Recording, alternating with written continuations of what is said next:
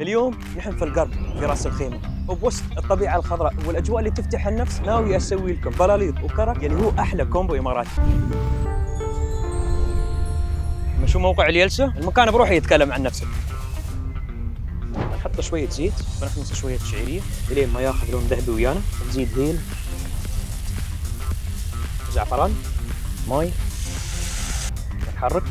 والحين بننخل البلاليط، نردها من الجدر، شوية زبدة، نحرك المكونات كلها ويا بعض.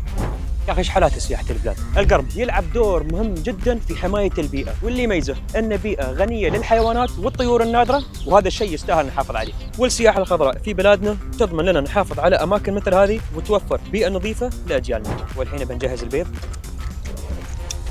نحط شوية زبدة، هنا بننزل بالبيض، بننزل البراريق، بننزل البيض. الحين في ناس يحبون ياكلونها بسكر وبدون، انا من الناس اللي يحبون السكر. الحين في شيء ناقص اللي هو قراص كرك.